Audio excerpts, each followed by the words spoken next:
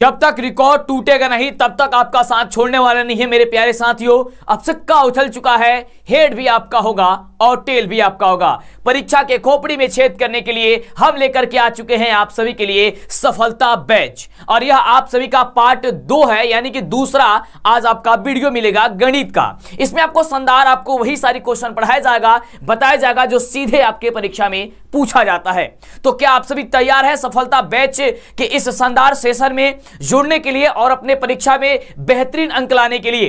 क्योंकि आपको पता होनी चाहिए कि हमें पूरे बिहार में अंतिम 60 से 65 दिनों के लिए ही जाना जाता है, क्योंकि अंतिम 60 दिनों में 60 से 65 दिनों में हम आपके ऐसी गजब की तैयारी कराते हैं कि मत पूछिए। अगर आपको कुछ भी पता नहीं है तो आपको डेली क्लास लेना होगा शाम 6 बजे और शाम 7:30 बजे। यह दूसरा वीडियो है, यदि इसके पहले वीडियो नहीं देखे तो जरूर देख लीजिएगा। एक बार फटाफट से नीचे कमेंट कर दीजिए कि हां सर आवाज मिल रही है, और क्लास की शुरुआत कीजिए, कॉपी और कलम लेकर के बैठिए। जैसे ही आप एग्जाम में जाइएगा तो कुछ आपके पास ऐसे ही क्वेश्चन पेपर मिलेगा, आपको यह समझना है कि आप परीक्षा हॉल में बैठे हुए हैं। यहां पे आपका विषय कोड लिखा हुआ मिलेगा, जो कि आपको हम प्रतिदिन यहां से आपको सारी अभ्यास करा करके भेजते हैं।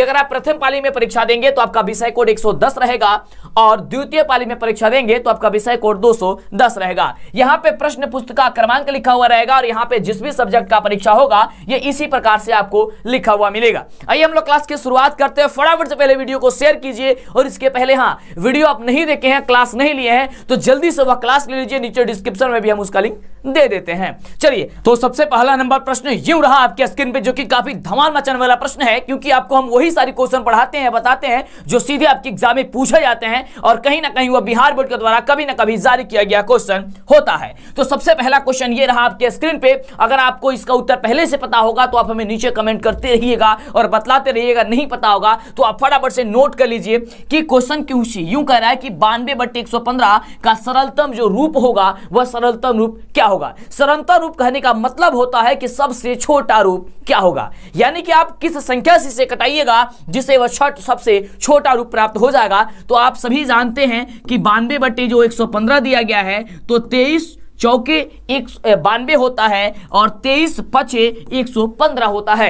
अब 4/5 को आप इससे छोटा नहीं कर सकते हैं, यानी कि सबसे छोटा और सरलतम रूप आ गया 4/5, जो कि ऑप्शन नंबर बी में दिया गया है, और आपका ऑप्शन नंबर बी जो होगा वह बिल्कुल ही राइट जवाब हो जाएगा। आपको काफी आसान भाषा में बताया जाएगा, जिससे कि किसी भी प्रकार की दिक्कत नहीं होगी, और आपको वही सभी क्वेश्चन पढ़ना है जो सीधे एग्जाम में टकराए। तो चेहरे पर मुस्कान लेकर के मेरे प्यारे साथियों, अब सिक्का उछल चुका है, हेड भी आपका होगा और टेल भी आपका होगा। इतनी खामोशी और इतनी जबरदस्त तरीके से आप तैयारी कीजिए। अगला क्वेश्चन कुछ यूं कह रहा है कि दो परिमेय संख्याओं के बीच कितनी, यानी कि अधिकतम कितनी परिमेय संख्या हो सकती है, जो कि सबसे लाजवाब और धमाल मचाने वाला प्रश्न है। बिल्कुल बाबू, जल्दी जल्दी आप लोग कमेंट करते रहिए और शेयर करते रहिए। शेयर कर दीजिए और बता दीजिए सबको, एकदम तबाही मचा दीजिए। बिल्कुल, तो आप सभी को पता होनी चाहिए कि दो परिमेय संख्याओं के बीच जो अधिकतम अगर परिमेय संख्या निकालने की बात की जाए तो अनगिनत परिमेय संख्या निकाला जा सकती है मेरे शेर, मेरे रसगुल्ले। तो बिल्कुल इसका राइट जवाब हो जाएगा ऑप्शन नंबर डी। देखिए, जो आपको हम पढ़ा रहे हैं, बता रहे हैं, वह कहीं ना कहीं आप जरूर नोट कर लीजिएगा, क्योंकि सीधे एग्जाम में यहां से टकराएगा। या आप कहीं लिख लीजिए कि मंटू सर बता रहे थे, डीलस सर बता रहे थे कि हाँ ऐसा क्वेश्चन 100% आएगा, तो बिल्कुल ही बिल्कुल आएगा। अगले प्रश्न कुछ यूं कह रहा है आपके स्क्रीन पर, जो कि काफी शानदार क्वेश्चन। और हाँ, वीडियो को अभी तक लाइक नहीं किया ना मेरे शेर, तो जल्दी से पहले लाइक कर दीजिए, क्योंकि जब आप लाइक वीडियो को करते हैं तो मनोबल बढ़ता है, और इतनी शानदार जबरदस्त तैयारी कराते हैं कि मत पूछिए। तो लाइक और शेयर कर दीजिएगा, और चैनल पे पहली बार सब्सक्राइब कीजिए, जिससे कि आपको आगे से वीडियो मिला करे। और शाम 6 बजे और 7:30 बजे की क्लास मत भूलिएगा। निम्नलिखित में से किसका दसवां प्रसार शांत होता है? ऐसा क्वेश्चन सीधे आपको एग्जाम में देखने को मिलेगा, ये मेरी पूरी गारंटी है। तो जब भी ऐसा क्वेश्चन आएगा सो आपको करना क्या होगा, ये शांत पूछे या चाहे अशांत पूछे, इसके लिए बस 2 कंडीशन याद करके रखना है। पहला कंडीशन है कि अगर किसी भिन्न के हर के गुणनखंड हम करें तो 2 आए या फिर 5 आए, यानी कि 2 का पावर m या 5 का पावर n के रूप में आए तो वह संख्या शांत होगी। अगर 2 का पावर 5 और 2 का पावर m और 5 का पावर n के रूप में ना आए, यानी कहने का मतलब यह है कि अगर किसी भिन्न का हर का गुणखंड करें, केवल उसमें 2 आए या चाहे 5 आए, या 2 5 दोनों आ जाए। अगर इसके अलावा कोई दूसरा संख्या नहीं आए गुणनखंड करने पर तो वह संख्या शांत होगी। अगर इसके अलावा कोई दूसरा संख्या आ जाएगा मेरे शेर मेरे रसगुल्ले तो वह अशांत हो जाएगी। क्लियर? इतना बस बात आप याद करके रखिए और इस तरीके से आपका क्वेश्चन सॉल्व हो जाएगा। जैसे यहां से ऑप्शन देखिए कि कौन ऐसा ऑप्शन है जिसमें केवल 2 और 5 आएगा, इसके अलावा कोई दूसरा ऑप्शन यानी कि उसमें नहीं रहेगा। तो देखिएगा ऑप्शन नंबर जो सी कह रहा है 15/1600। ऑप्शन में हर में क्या है 1600। यहां पे 1600 को आप लोग गुणनखंड करके चेक कर सकते हैं कि क्या कुछ आता है। क्लियर? यहां से 2 से कटाएंगे तो हो जाएगा 800, फिर 2 से कटाएंगे हो जाएगा 400 मेरे शेर, और फिर यहां पे 2 से कटाएंगे हो जाएगा 200, और फिर यहां 2 से डिवाइड करेंगे हो जाएगा 100, फिर यहां 2 से डिवाइड करेंगे तो यहां हो जाएगा 50, फिर यहां पे 2 से करेंगे हो जाएगा 25, फिर यहां पे 5 से करेंगे हो जाएगा 5, फिर यहां से 5 से करेंगे हो जाएगा 1। यहां पे हमने देखा कि जैसे ही हमने गुणनखंड किया, हर का गुणनखंड करना है। कुछ नहीं पढ़े हैं तो बस हमारे बातों को याद कीजिए और देखिए, अगर धमाल नहीं बचेगा, अगर आप टॉपर नहीं बने, 450 नंबर से प्लस नहीं आएगा तो फिर कहिएगा कि सर आपने कहा था और नहीं आया। 100% पूरी गारंटी है मेरे शेर। तो देख सकते हैं केवल 2 और 5 ही आया है, इसके अलावा कोई दूसरा ऑप्शन ये आंसर जो इसमें गुणनखंड नहीं आया है, कोई दूसरा अंक नहीं आया है, इसलिए ये आपका ऑप्शन हो जाएगा सी नंबर।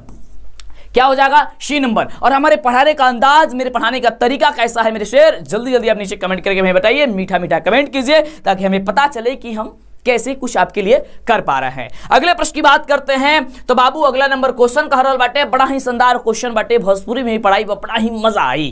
कह रहल बा क्वेश्चन की बहुपद dy² plus by plus a के शून्यकों का गुणनफल क्या होता है।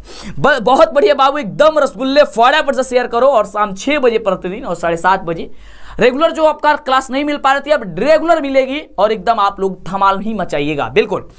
तो क्वेश्चन कुछ यूं है कि बहुपद दिया गया है और इसके शून्य का गुणनफल निकालना है। गुणनफल का मतलब होता है कि अल्फा इंटू बीटा पूछ रहा है। तो हम सभी जानते हैं अल्फा इंटू बीटा बराबर क्या होता है, तो c/a होता है, यानी कि तीसरा पद बटे पहला पद होता है। तीसरा पद यहां से क्या है, a है, तो यहां हो जाएगा a बटे पहला पद a बटे d हो जाएगा। ठीक है ना? तो यानी कि a बटे d इसका राइट जवाब निकल करके चला आएगा। काफी शानदार है। तो a बटे d कहां पे ऑप्शन दिया गया है, a बटे d जो दिया गया ऑप्शन नंबर d में दिया गया। क्लियर? तो देखिए कितना जबरदस्त क्वेश्चन है और आपने फटाफट से इसको समझ लिया कि कैसे बनेगा। आगे बात करते हैं। और आप काफी परेशान थे कि सर गणित समझ में नहीं आ रहा है। अरे यार देखिए कैसे समझ में नहीं आ रहा, अब आएगा आपको मजा पढ़ने में और दिक्कत नहीं होगी। और ये क्वेश्चन जैसे ही आया था, अगला नंबर क्वेश्चन जो आपको बताने वाले हैं, ये क्वेश्चन जैसे ही बिहार बोर्ड ने जारी किया, जैसे ही पूछा, काफी बच्चे काफी टीचर कंफ्यूज हो गए कि ये क्वेश्चन तो बुक में नहीं है, कैसे आ गया है। देखिए आपकी बुक का ही किताब का ये क्वेश्चन रहता है, थोड़ा सा उसको घुमा करके बिहार बोर्ड पूछ देता है ताकि 2-4 क्वेश्चन में जब तक उलझाएंगे नहीं तब तक बच्चों के दिमाग की पता ही कैसे चलेगी कि बच्चे क्या सोचते हैं, कैसे करते हैं। क्वेश्चन कुछ यूं है कि √18 का परिमीकरण गुणांक क्या होगा। √18 का परिमीकरण गुणांक क्या होगा। अब देखिए इसको जैसे ही इस तरीके का क्वेश्चन आता है, सबसे पहले आप इसका गुणनखंड कीजिए। जैसे √18 दिया तो 18 का गुणनखंड कीजिए। किससे कटेगा रसगुल्ले, तो कहिएगा कि सर ये 2 से कटेगा तो हो जाएगा 9 बार में जाएगा, 9 दूनी 18, 3 त्रिका 9 और फिर 3 एकम 3। यानी कि आप √18 को लिख क्या सकते हैं, 2 गुणे 3 गुणे 3 लिख सकते हैं। क्लियर? यहां तक आपने समझा। अब आप सभी जानते हैं कि 2 को संख्या में से रूट में रहता है तो बाहर हो जाता है, यानी कि 2 को 3 है तो बाहर हो जाएगा 3, यानी कि √3 और 2 जो है रूट में ही रहेगा क्योंकि ये बाहर नहीं होगा। अब आप हमें ये बताइए कि 3√2 में किस संख्या से गुणा करेंगे ताकि √2 गायब हो जाएगा। सिंपल भाषा में, आसान सा भाषा में बताइए। तो कहेंगे सर अगर आप √2 से गुणा कर देंगे तो यह 2 गायब हो जाएगा, तो यही आपका परिमीकरण गुणांक हो गया। बस इतना याद रखो। यानी कहां पे ऑप्शन दिया गया, √2, ऑप्शन नंबर बी में दिया गया है। क्लियर रसगुल्ले? ऑप्शन नंबर क्या हो जाएगा, बी नंबर हो जाएगा। तो चेहरे पर मुस्कान लेकर के आइए मेरे प्यारे साथियों, अब सिक्का उछल चुका है, हेड भी आपका होगा और टेल भी आपका होगा। एकदम खामोश से तैयारी करो, जबरदस्त तैयारी करो। अगला क्वेश्चन, ये क्वेश्चन तो बड़ा ही शानदार, बड़ा ही जबरदस्त है क्योंकि 5वीं और 4थे क्लास के बच्चे भी इस क्वेश्चन का जवाब जानते होंगे। क्वेश्चन कुछ यूं ही है कि सबसे छोटी अभाज्य संख्या क्या है, और अभाज्य संख्या से कहीं लिख लो, नोट कर लो कि मंटू सर बता रहे थे कि अभाज्य संख्या से 100% क्वेश्चन छपेगा एग्जाम में। अभाज्य संख्या तब कहते किसे हैं कि सर बता दीजिए। तो देखिए वैसी संख्या जो 1 और स्वयं के अलावा किसी दूसरी संख्या से विभाजित नहीं हो, किसी दूसरी संख्या से न कटे, वैसी संख्या को कहते हैं अभाज्य संख्या। और उसमें भी सबसे छोटी संख्या पूछ रहा है यहां पे क्वेश्चन में।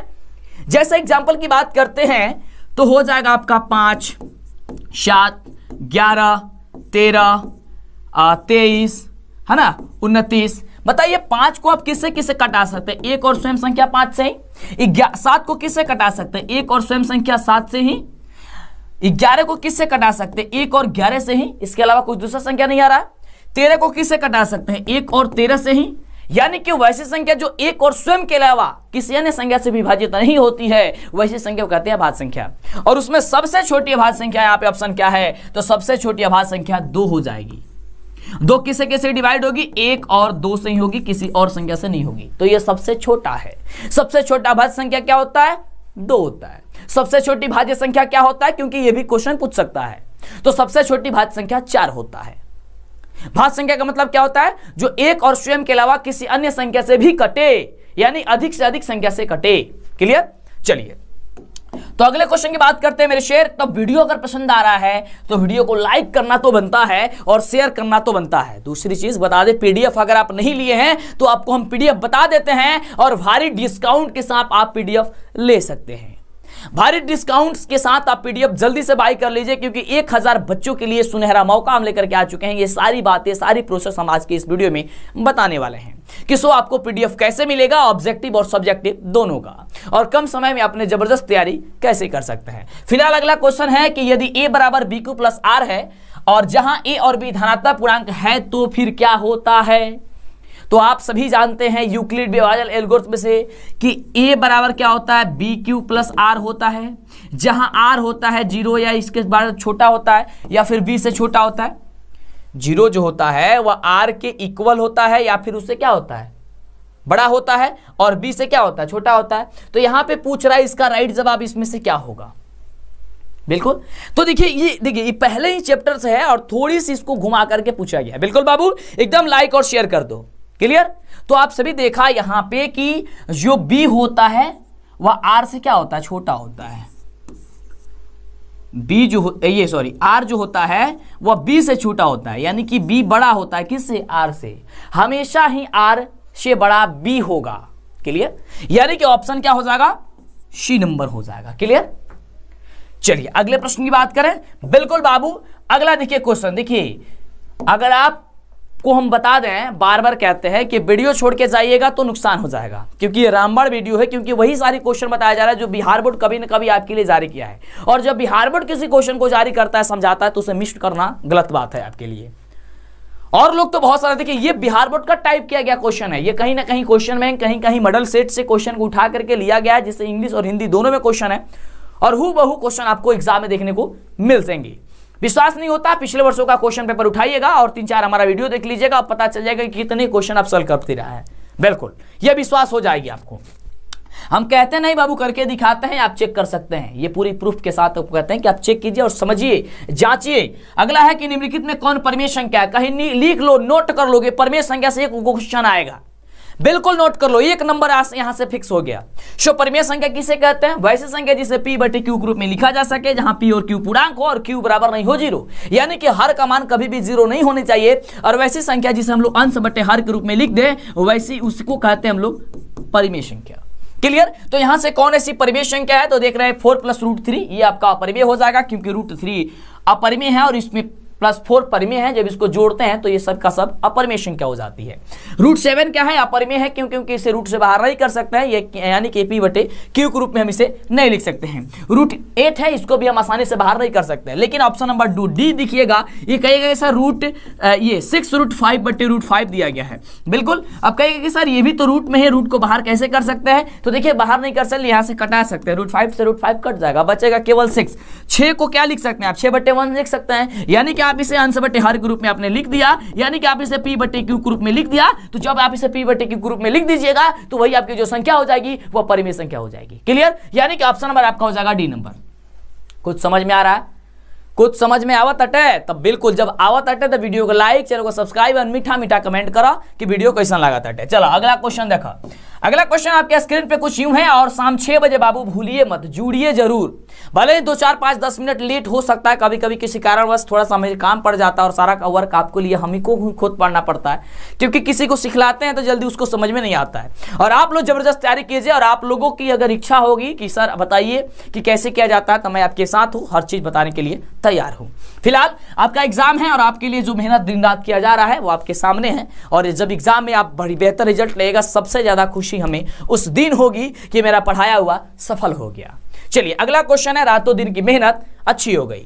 कह रहे द्विघात बहुपद x² + 12x + 35 के शून्यकों का शून्य क्या होगा।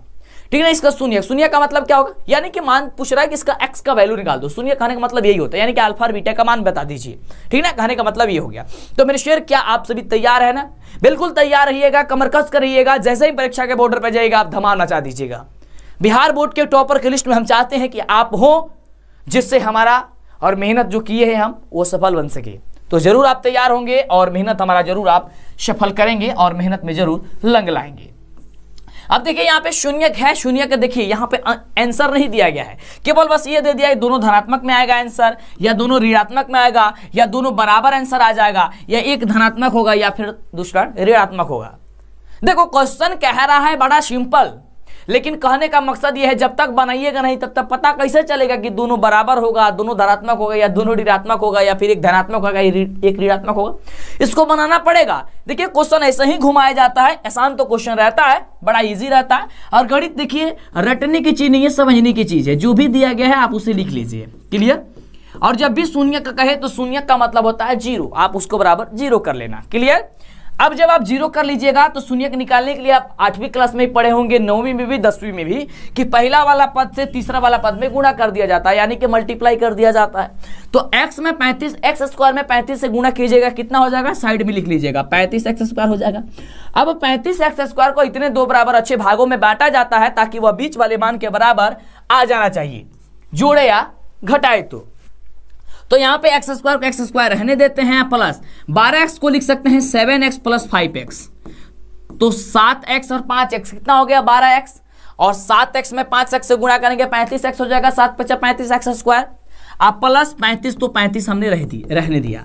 यहाँ पे हम कुछ किए हैं बाबू एजी, हम कुछ नहीं की कैले है ना। चलिए आगे बात करते हैं। अब ये देखना है कि ये 4 पद में बच गया। जब भी ये 4 पद में डिवाइड हो गया, 4 पद में बट गया, तो इसमें से आप कॉमन ले लीजिए। कॉमन का मतलब क्या होता है सर, बार बार कॉमन कहा जाता है, कॉमन कॉमन कॉमन। कॉमन का मतलब होता है कि दोनों में मिलता जुलता हो। जैसे कि x² + 7x में क्या मिल रहा है दोनों में, तो कहेगा कि सर इसमें भी x है इसमें भी x है, तो x को बाहर कर लो। जब ये 2 गो x है तो इसमें से एक गो x बाहर बचेगा, तो निकल जाएगा, तो एक गो x बचेगा, यानी कि x हो जाएगा। अब प्लस यहाँ हो जाएगा 7। अब प्लस, अब इन दोनों में से क्या कॉमन लीजिए, क्या मिल रहा है, तो देखिए इसमें x है लेकिन इसमें x नहीं है। लेकिन इसमें अगर हम कॉमन लेते हैं 5, तो इसमें 5 हो जाएगा, इसमें 5 हो जाएगा। सर कैसे, तो देखिए 5 कॉमन लेंगे तो यहाँ पे x हो जाएगा, और इसमें 35 है तो 7 × 5 = 35, यानी केवल अब यहाँ पे 7 बचेगा, बराबर क्या हो गया, 0। अब देखिए ये पद ये और ये अंक एक पद में हो जाएंगे, यानी कि x + 5, और इन दोनों में से एक हो जाएगा x + 7, बराबर क्या हो गया, 0। जब बराबर हम सभी का 0 आ गया, तो जब हम लोग क्या करेंगे, x + बाबू 5 बराबर अगर हम 0 मानेंगे तो x का मान क्या निकलेगा, -5, यानी कि पहला मान ऋणात्मक आ गया। उसी प्रकार से जब हम लोग यहाँ पे मानेंगे x + 7 = 0, तो x बराबर हो जाएगा -7, यानी कि यहाँ पे भी हो गया -7, यानी कि ये भी हो गया ऋणात्मक। कहने का मतलब ये हो गया कि दोनों संख्याएं क्या हो गई, तो ऋणात्मक हो गई। तो जब ऋणात्मक होगा यानी कि इसका राइट जवाब हो जाएगा ऑप्शन नंबर बी। तो जब तक आप निकालते नहीं तब तक आपको कैसे समझ में आता है कि दोनों संख्या ऋणात्मक होगी। तो क्लियर मेरे शेर, इस तरीके से क्वेश्चन बनाइए और जबरदस्त तैयारी कीजिए और कमर कस करिए। जैसे ही परीक्षा के बॉर्डर पे जाइए तो तहलका और तबाही आप ही मचाइए। अगला क्वेश्चन मेरा शेर ये है, क्वेश्चन बड़ा ही जबरदस्त है। स्क्रीन पे आपके आ चुका है कि निम्नलिखित में कौन अपरिमेय संख्या है। देखिए परिमेय और अपरिमेय संख्या के बारे में हमने आपको बताया और बोला कि इस तरीके का क्वेश्चन आपके एग्जाम में सीधे हूबहू क्वेश्चन देखने को मिलेंगे। ऑप्शन थोड़ा बहुत कहीं कहीं चेंज हो सकता है, लेकिन हूबहू क्वेश्चन टकराएगा, बिल्कुल ये मेरी गारंटी है। कह रहे कि अपरिमेय संख्या, अपरिमेय संख्या कहने का मतलब होगा कि जिसे हम लोग p/t के रूप में लिख नहीं सके, यानी कि जिसे हम लोग रूट से बाहर नहीं कर सके। यहाँ पे दिया गया है ऑप्शन नंबर 1 की जांच करते हैं, तो कह रहा है रूट 121। तो रूट 1 से 21 को क्या कर सकते हैं हम लोग, 11 × 11 लिख सकते हैं, ये बाहर हो जाएगा 11। क्लियर, इसे हम लोग p/q के रूप में लिख सकते हैं। उसी तरीके से यहाँ पे 196 है, 196 को अगर करते हैं तो क्या होगा, 14 × 14, इसको भी बाहर कर सकते हैं, 14 आ जाएगा। क्लियर। उसी तरीके से यहाँ पे 289 है, इसको करेंगे तो क्या होगा सर, तो 17 गुणे 17, 17 गुणे 17 कितना होता है, 289 होता है, बाहर करेंगे 17 आ जाएगा। इसे भी लिख सकते हैं, लेकिन आंसर ध्यान से देखिए 27 लिखा गया है। 27 को क्या बाहर कर सकते हैं, कहेंगे कि ना सर 27 को बाहर नहीं कर सकते हैं। जब 27 को बाहर नहीं कीजिएगा यानी कि यही अपरिमेय संख्या हो जाएगी, यानी कहने का मतलब हो गया सिंपल आम भाषा में समझिए कि जिसे आप रूट से बाहर नहीं कर सकते हैं वैसी संख्या को कहते हैं हम लोग अपरिमेय संख्या। क्लियर, बात क्लियर हो गई होगी, समझ में कुछ आ गया होगा। अगला कुछ क्वेश्चन यूं है, आपके स्क्रीन पे बड़ा ही जबरदस्त क्वेश्चन है। क्वेश्चन यहाँ पे भी शून्य ज्ञात करना ही है और शून्य के लिए यहाँ पे मान बताना है आपको कि क्वेश्चन कुछ यूं है, कह रहा है कि बहुपद 5y² माइनस 25 के शून्यक का शून्यक होगा, सॉरी शून्यक होगा, यहाँ पे शून्यक बताना है। अभी हमने आपको बताया कि जब भी शून्यक निकालना होगा कुछ नहीं करना है, सिंपल आपको क्या करना है, जो क्वेश्चन है उसको लिख लीजिए और उसके बराबर 0 कर लीजिए। हमने कर दिया 0। आपको मैंने बताया कि जब उससे क्या गया, पहला पद से तीसरा पद में गुणा किया जाता है, लेकिन यहाँ पे 3 पद तो है नहीं, केवल 2 पद है। तो आप सिंपल सा देख रहे हैं कि 5y² माइनस 25 है, इसको पक्षांतरित कर दीजिए, बच जाएगा 25। तो y² इसलिए y² बराबर हो जाएगा 25/5। इसको घटाएंगे हो जाएगा 50/25 यानी कि 5। तो y बराबर हम सभी निकल गया क्या चीज, यहाँ पे y² बराबर निकल गया 5। जब y² बराबर 5 हो गया, इसलिए y बराबर जब इस रूट को हटाएंगे तो इधर रूट चला जाएगा, यानी कि रूट का हो जाएगा 5, यानी कि y बराबर निकल गया 5। और हमने आपको इसके पिछले वाले वीडियो में बताया था कि जब भी आप 10th क्लास में आ जाते हैं तब भी आपको बताया जाता है, उसी दिन से आपको समझा दिया जाता है, बताया जाता है रसगुल्ले कि रूट में जो भी संख्या होती है वह प्लस और माइनस दोनों में होती है। यानी y का जो वैल्यू निकल के आएगा वो निकल के आएगा, एक आएगा √25 जो प्लस में होगा और एक होगा माइनस रूट का, सॉरी 5 होगा, 25 नहीं बोल रहा, 25 बोल दिए, 5 होगा। यानी ऑप्शन क्या हो जाएगा, देखिए रूट, यहां पे देखिए ऑप्शन नंबर सी में कि √5 और कमा माइनस √5। क्लियर। चलिए मेरे से अगला क्वेश्चन कुछ यूं है, और आप पीडीएफ जरूर ले लीजिएगा जो आपको हम बता रहे हैं, और साथ ही मेरे वेबसाइट पर जाकर के वहां से भी आप ऑब्जेक्टिव सब्जेक्टिव चैप्टर वाइज पढ़ सकते हैं। डीएलएस एजुकेशन सर्च कीजिएगा गूगल में, सारा चीजें मिल जाएगी। ठीक है, नीचे डिस्क्रिप्शन में भी लिंक है, आप वहां से भी चेक करके ऐसे से पढ़ सकते हैं। और इस चैनल पे सारा वीडियो है, वीडियो के सेक्शन में जाइए और सारा वीडियो एक एक करके ध्यानपूर्वक देख लीजिए और कहीं ना कहीं आप लोग नोट कर लीजिए और गर्दा मचा दीजिए, धमाल मचा दीजिए। अगला कह रहा है कि एक द्विघात बहुपद के शून्यकों का योग तथा गुणनफल क्रमशः 3 और माइनस का 40 है, तो एक द्विघात बहुपद बता दीजिए। तो बाबू ये क्वेश्चन तुम्हारा एग्जाम में बिल्कुल 100% गारंटी है कि पूछल जा सकत है। क्वेश्चन ये तरीका का जब भी आवेला तो क्वेश्चन सीधे एग्जाम में पूछल जाला। क्वेश्चन कहने का मतलब यह है कि इसका द्विघात समीकरण बताना है, लेकिन द्विघात समीकरण के बदले शून्यकों का योग यानी कि अल्फा प्लस बीटा का मान और अल्फा इंटू बीटा का मान दे दिया गया है। यानी कि यहां से अल्फा प्लस बीटा का जो वैल्यू दिया गया है वह 3 दिया गया है, और अल्फा इंटू बीटा का जो वैल्यू दिया गया है वह रसगुल्ले दिया गया है माइनस का 40। ये क्वेश्चन आपके ये 2 नंबर वाले प्रश्न में भी पूछेगा, यानी कि सब्जेक्टिव क्वेश्चन में भी ये क्वेश्चन पूछेगा।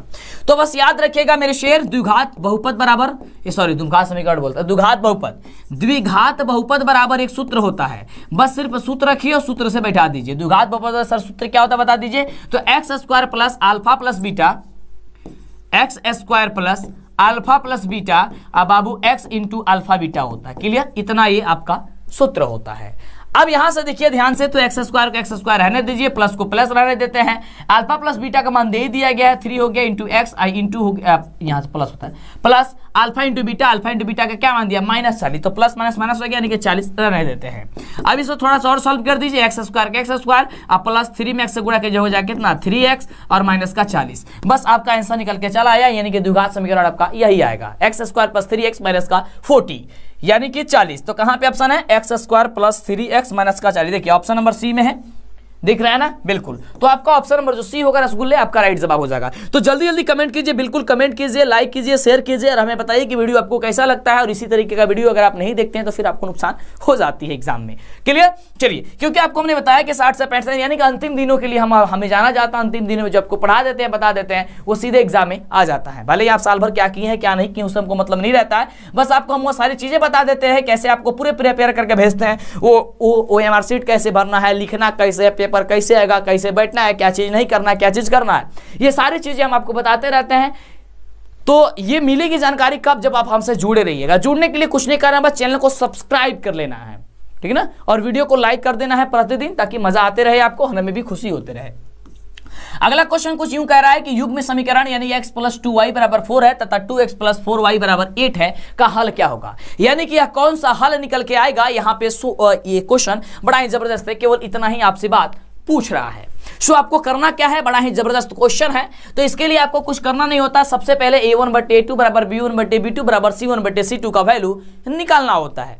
यहां पे a1/a2 यानी कि a1/a2 बराबर b1/b2 अब बराबर c1/c2 का मान निकालना होता है और चेक करना होता है कि क्या ये आपस में बराबर है या बराबर नहीं है या फिर क्या कुछ है। आइए निकालते हैं। आप सभी जानते हैं कि a1 का वैल्यू यानी कि यहां से x का गुणांक हो जाएगा, तो x का गुणांक क्या है तो 1 है, तो यहां पे लिख लेंगे हम लोग 1/a2 का वैल्यू ये है तो 1/2 बराबर b1/b2 यानी कि 2 दिया है b1 का वैल्यू और b2 का वैल्यू 4 है बराबर c1/c2। c1 का वैल्यू कितना है 4 है और c2 का वैल्यू कितना है तो 8 है। अब इसको सॉल्व कीजिए। 1/2 को 1/2 रहने देते हैं क्योंकि यह कटेगा नहीं, और 2/4 है तो उसको कटा दीजिए, हो जाएगा 1/2। यहां से भी कट जाएगा 4 दूनी 8, ये भी हो जाएगा 1/2। यानी कि आप देख रहे हैं कि a1/a2 बराबर हो जाएगा b1/b2 बराबर हो जाएगा c1/c2, यानी कि ये तीनों आपस में बराबर है, यानी कि इसका अनगिनत हल हो जाएगा। जब भी आपस में बराबर होगा तो यह अनगिनत हल होगा, यानी कि मेरे शेर ऑप्शन नंबर जो होगा वह डी नंबर आपका राइट जवाब हो जाएगा।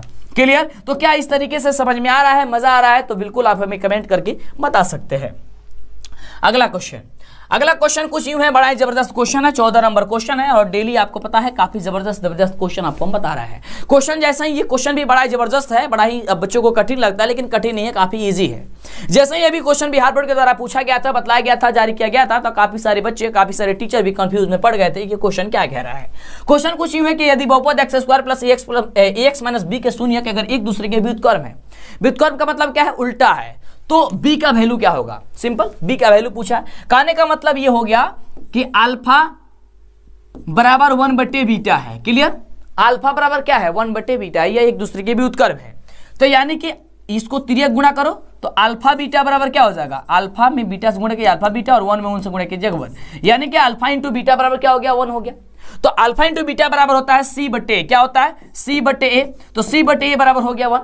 c का मान यहां से क्या है -b, यहां से लिख देते हैं -b, a का वैल्यू कितना है 1, तो -b बराबर क्या हो जाएगा -b/1 बराबर क्या हो जाएगा यहां से 1, तो यहां पे लिख देते हैं 1। अब यहां पे कुछ नहीं है तो लिख देते हैं 1, यहां पे तिर्यक गुणा करते हैं, -b में 1 से गुणा करेंगे हो जाएगा -b और 1 में 1 से गुणा करेंगे हो जाएगा 1। यहां -b है, इसको प्रक्षालित करेंगे तो हो जाएगा b बराबर -1, यानी कि जो b का वैल्यू निकल के आएगा वह मेरे शेर मेरे रसगुल्ले ऑप्शन आ जाएगा क्या चीज, यहां देखिए -1 क्या है ऑप्शन नंबर बी में है। तो क्लियर आप सभी का जो हो जाएगा ऑप्शन नंबर बी राइट ही जवाब हो जाएगा। क्लियर? इसके पहले वाले वीडियो और जितना भी वीडियो इस चैनल से नहीं देखे जरूर देखिएगा। चलिए अगला देखिए, क्वेश्चन कुछ यूं है, बड़ा ही जबरदस्त क्वेश्चन, ये सबको तो पता ही होगा कि अर्धवृत्त का माप कितना होता है, यानी कि अर्धवृत्त का कोण कितना होता है। अर्धवृत्त का कोण पूछ रहा है कि अर्धवृत्त का कोण मेरे रसगुल्ले मेरे शेर क्या होता है, तो आप सभी को पता होनी चाहिए कि अर्धवृत्त का जो कोण होता है वह 90 डिग्री होता है। कितना होता है 90 डिग्री होता है, ऑप्शन नंबर सी हो जाएगा। ये कहीं लिख लीजिए, नोट कर लीजिए, दिमाग में बैठा लीजिए। क्लियर? अगला नंबर क्वेश्चन कुछ यूं है, बड़ा ही जबरदस्त क्वेश्चन है, कह रहा है कि द्विघात समीकरण ax² + bx + c बराबर 0 है, जहां ये बराबर नहीं है 0 के वास्तविक मूल्य नहीं हो, तब इसकी पहचान, यानी कि इसकी पहचान क्या होगी, यानी कि यहां से ऑप्शन में से क्या होगा। तो बड़ा ही शानदार और जबरदस्त क्वेश्चन है और इसका याद होनी चाहिए कि जब वास्तविक मूल्य नहीं है तब डी का जो वैल्यू होगा वह क्या होगा, वह बड़ा होगा किससे, छोटा होगा किससे 0 से, यानी कि 0 का वैल्यू बड़ा होगा डी से। तो डी का वैल्यू, डी का मान क्या होता है, तो सर b² - 4ac, और हमने क्या बताया यह छोटा होना चाहिए किससे 0 से। यह देखिए ऑप्शन कहाँ है, तो यह ऑप्शन आपका ऑप्शन नंबर डी में है। तो क्लियर तरीके से यह आपका ऑप्शन जो हो जाएगा वो आपका राइट जवाब हो जाएगा। क्लियर? चलिए बात करते हैं अगला नंबर क्वेश्चन की। अगला नंबर क्वेश्चन क्या कह रहा है, तो बड़ा ही शानदार क्वेश्चन कुछ यूं है, क्वेश्चन कर रहा है कि यदि अल्फा और बीटा समीकरण 2x² - x - 6 बराबर 0 के मूल हो तो 1/α + 1/बीटा का वैल्यू क्या होगा। देखिए आपको ये बार बार ये सेट में बार बार ये क्वेश्चन बता रहे थे, क्वेश्चन आ जा रहा है और आपको पहले से भी बताए थे कि यह क्वेश्चन सीधे आपके एग्जाम में आएगा, 100% आएगा, यह गारंटी है। आप कहीं लिख लीजिए, नोट कर लीजिए, इस तरीके का क्वेश्चन आएगा। इस तरीके का जैसे ही क्वेश्चन आएगा आपको क्या करना है, पहले अल्फा प्लस बीटा का मान निकाल लेना है। अल्फा प्लस बीटा बराबर होता है -b/a और अल्फा इंटू बीटा बराबर होता है c/a। क्लियर? या फिर आप इसको छोड़ सकते हैं और आप जो दिया गया है 1/α + 1/बीटा आप ऐसे लिख सकते हैं और इसका एलसीएम आप निकाल सकते हैं। अल्फा बीटा का वैल्यू अल्फा बीटा होता है, एलसीएम अल्फा बीटा होता है। अल्फा से अल्फा कट जाएगा, ऊपर बीटा बचेगा, बीटा से बीटा कट जाएगा, ऊपर आपका अल्फा बचेगा। क्लियर? आप सभी जानते हैं कि अल्फा प्लस बीटा या बीटा प्लस अल्फा बराबर होता है माइनस बी बटे ए। क्या होता है? माइनस बी बटे ए। और अल्फा इंटू बीटा बराबर होता है सी बटे ए। हमने लिख दिया, ए से ए कट गया, बचा क्या चीज? माइनस बी बटे ए, सॉरी माइनस बी बटे सी। क्लियर? अब माइनस बी का वैल्यू क्या है? एक्स है, सॉरी 1 है, तो यहाँ पे माइनस का 1 पहले से है, तो माइनस माइनस क्या हो जाएगा? प्लस का 1, तो प्लस 1 बटे सी का वैल्यू क्या हो जाएगा? 6। ये भी माइनस में है, ये भी आपको हम कर देते हैं यहाँ पे -6। तो अभी देखिए यहाँ पे माइनस जो है नीचे नहीं लगाया जाता है कभी, यानी कि -1 बटे 6 हो जाएगा। तो -1 बटे 6 कहाँ पे दिया गया है? ऑप्शन नंबर डी में दिया गया है। क्लियर? तो इस तरीके से यह क्वेश्चन का आंसर जो होगा आपका राइट हो जाएगा। बिल्कुल मेरे शेर, इस तरीके से आपको सोचना है, समझना है और जबरदस्त तरीके से जो है इसका तैयारी कर लेना है, और जैसे एग्जाम में आएगा आपको धमाल मचा देना है। क्लियर? बातें हम ज्यादा नहीं करेंगे क्योंकि क्वेश्चन आपके एग्जाम में समय काफी नजदीक है और हमें भी बहुत कुछ पढ़ाना है और आपको भी बहुत कुछ पढ़ना है, ताकि एग्जाम आपका बेहतर आए, एग्जाम में मतलब बेहतर रिजल्ट आए। अगला कुछ क्वेश्चन यूं है, बड़ा ही जबरदस्त क्वेश्चन है, बड़ा ही शानदार क्वेश्चन है। क्वेश्चन कुछ यूं कह रहा है कि समानांतर श्रेणी -3, 4, 11, 18, डॉट डॉट डॉट का 21वां पद क्या होगा? क्या पूछ रहा है? 21वां पद पूछ रहा है। तो 21वां पद का मतलब होता है, हमने आपको बताया था कि इस तरीके का क्वेश्चन 100% आपके एग्जाम में आएगा, और जैसे ही इस तरीके का क्वेश्चन आएगा आपको कुछ नहीं करना है, आपको लिखना है a प्लस, और जितना भी पूछेगा उसमें से एक घटा के d से गुणा कर देना है, यानी 21 में से घट जाएगा 20, अब 20 से 20 में गुणा कर दीजिए d से। अब यहां से इसको बस सॉल्व कर दीजिए। a का वैल्यू क्या है? -3 और प्लस 20 तो 20 अगुणे डी कौन होता है बाबू? तो आपको पता है कि दूसरा पद में से पहला पद घटा देते हैं, यानी कि 4 में से घटाएंगे -3 को, तो 4 में 4 तो 4 और माइनस माइनस प्लस हो जाएगा, यानी 3, यानी कि 4 3 अब 7 हो जाएगा। क्या हो जाएगा? 7, यानी हो गया आपका 7। अब -3 को -3 अब प्लस 7 दूनी 14, 140 होगा ना, यानी कि 20 में 7 से गुणा करेंगे 140 हो जाएगा। अब यहाँ पे -3 है और ये प्लस 140 है, इसको जब आप इसको हम घटा देंगे तो हो जाएगा 137। 137 कहाँ है? ऑप्शन नंबर कहिएगा सर डी में दिया गया। बिल्कुल इस तरीके से बनाइए और इस तरीके से देखिए कितने चुटकियों में और 2 सेकंड में आप आंसर बता सकते हैं। और कहीं ना कहीं आपको बता दें कि वही सारी क्वेश्चन हम बताते हैं, पढ़ाते हैं जो सीधे एग्जाम में टकरा है और बिहार बोर्ड के द्वारा कभी ना कभी जारी किया गया ये सारा क्वेश्चन होता है। ये बार बार आपको हम कहते रहते हैं ताकि आप बेहतरीन तरीके से समझें और ऐसे मिस करके आप वीडियो को छोड़ के मत चले जाएं। क्लास को अगर छोड़कर जाएंगे बिल्कुल आपको नुकसान होगी, पहले यह बात समझ ही लीजिएगा मेरे शेर मेरे स्कूल। चलिए अगला क्वेश्चन है, निम्नलिखित में से कौन सा द्विघात समीकरण है? द्विघात समीकरण कहने का मतलब हो गया कि वह ax² plus bx plus c के रूप का होना चाहिए। क्लियर? यहां से आप चेक कीजिए कि कौन है ax² plus bx plus c के रूप में। तो आप अगर यहां से ध्यान से देखेंगे तो यहां पे दिया गया है ऑप्शन नंबर सी में, जो कि गलत हो जाएगा। क्या दिया गया है? x प्लस 1 बटे x बराबर x², यानी कि इसको करेंगे तो x² से x² हो जाएगा, इधर भी x स्क्वायर से x² कट जाएगा, x² पद इसमें से गायब हो जाएगा। उसी प्रकार से ऑप्शन नंबर बी में चेक करेंगे तो यहाँ पे रूट का x दे दिया गया है, रूट का x कभी नहीं होता, ये भी आपका ऑप्शन गलत हो जाएगा। यहाँ पे देखिए x² प्लस 1 बटे x², इसको करेंगे तो ये भी x² के पद में नहीं आएगा, ये भी आपका ऑप्शन गलत हो गया। यहाँ पे ऑप्शन नंबर ए जो होगा वो बिल्कुल राइट जवाब हो जाएगा, लेकिन कहेगा सर यह तो x³ है, ये क्यूब वाले कैसे बता दिए आप? तो बाबू हमने क्यूब वाले नहीं बताए, जब इधर x³ है और इधर है x-1 का क्यूब, जब इसको a माइनस बी के होल क्यूब में तोड़िएगा तो एगो x³ आ जाएगा, तो एगो x³ से एगो x³ कट जाएगा, बचेगा केवल x² वाला पद।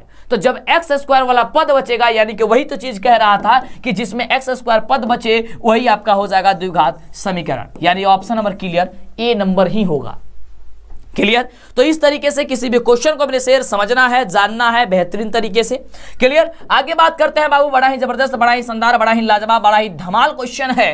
क्वेश्चन कुछ यूं है और इस तरीके का क्वेश्चन सीधे एग्जाम में आपके टकराएगा, यानी कि रहेगा, छपा हुआ है। कह रहा है कि समानांतर श्रेणी 80, 76, 72, 68 डॉट डॉट का कौन सा पद 0 होगा, यानी कि कौन ऐसा पद होगा जो 0 हो जाएगा। यहां से देख रहे हैं कि घटते जा रहा है, घटते घटते वह कौन ऐसा पद होगा जो 0 जाकर के हो जाएगा। तो यहां से यानी कहने का मतलब है an बराबर दे दिया गया 0। an का फॉर्मूला हम सभी जानते हैं, a plus n minus 1 into D बराबर क्या हो जाएगा 0। a का वैल्यू क्या है 80 है, 80 प्लस n का वैल्यू निकालना है तो n रहने देते हैं -1 डी का वैल्यू क्या दिया गया है, दिया नहीं गया, ऐसा निकालना है। तो 76 में से डी का वैल्यू का मतलब होता है दूसरा पद में से पहला पद घटा दो, 76 में से 80 को घटा दीजिए, 76 में से जब 80 को घटाएगा तो हो जाएगा -4।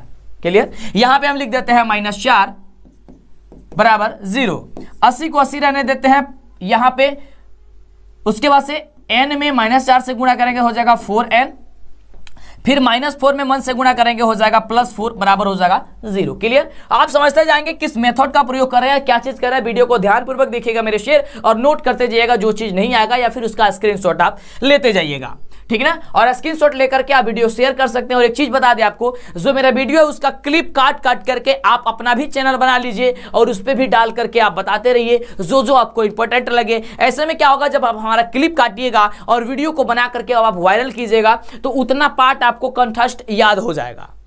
ये याद करने का एक और तरीका है कि मोबाइल खेलते खेलते में क्या कीजिए, मोबाइल चलाते चलाते मेरा वीडियो का क्लिप काटिए, जो भी क्वेश्चन है जो बता रहे हैं केवल देखिए, जो क्वेश्चन जैसे 20 नंबर क्वेश्चन बता रहा है तो 20 नंबर क्वेश्चन का वीडियो का पार्ट काट लीजिए और अपने एक चैनल बनाइए, उस पर डाल दीजिए या फिर अपने व्हाट्सएप ग्रुप में डाल दीजिए। ऐसे में क्या होगा कि जो भी बच्चे देखेंगे उन्हें पता चल जाएगा उस क्वेश्चन का आंसर। आप भी 1-2 बार जरूर क्लिक करके देख लीजिएगा।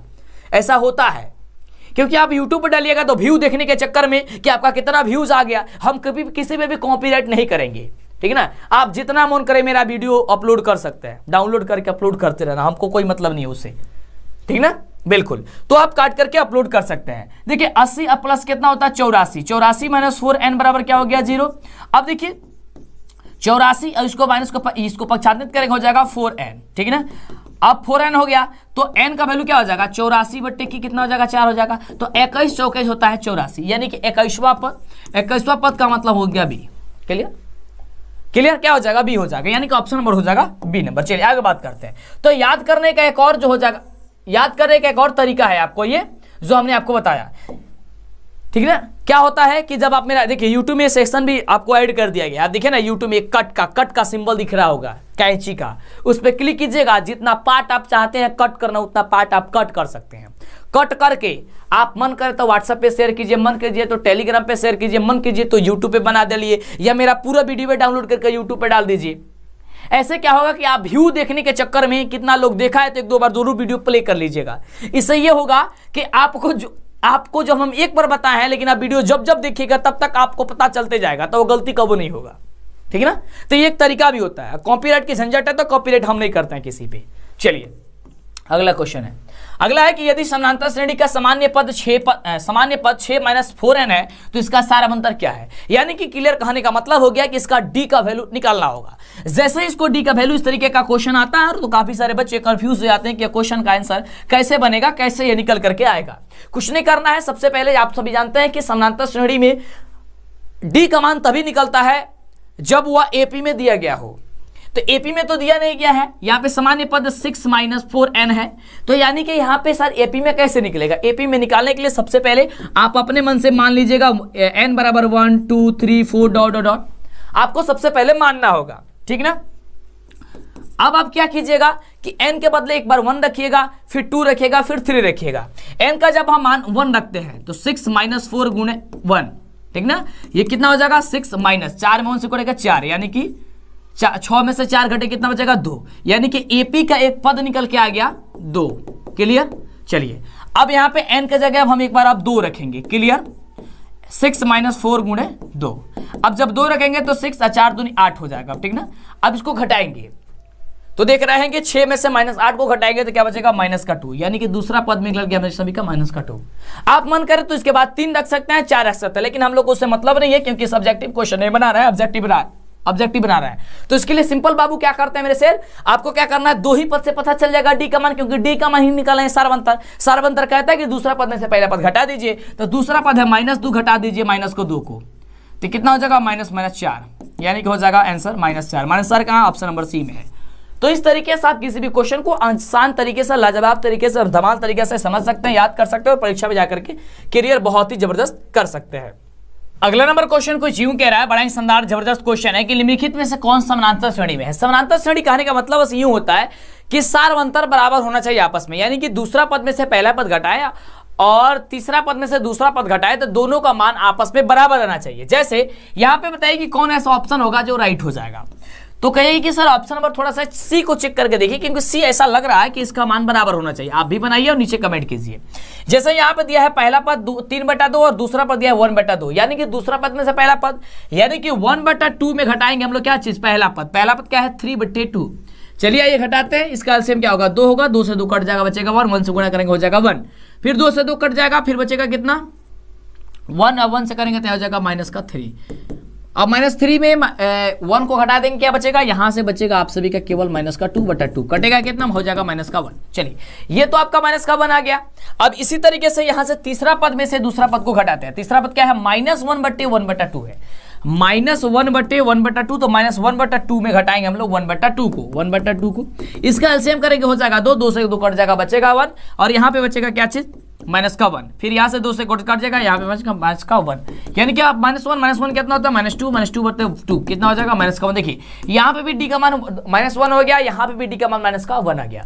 तो जब इस तरीके से दोनों जगह जो हो गया वह डी का मान जो क्या हो गया, बराबर आ गया, यानी कि इसका जो राइट जवाब हो जाएगा ऑप्शन नंबर सी ही हो जाएगा कि यहाँ पे सार अंतर जो है आपका क्लियर तरीके से, पूरी तरीके से आपका बराबर आ रहा है। क्लियर, तो इस तरीके से कोई भी क्वेश्चन आएगा आपको आसानी से और अच्छे तरीके से सॉल्व कर देना है।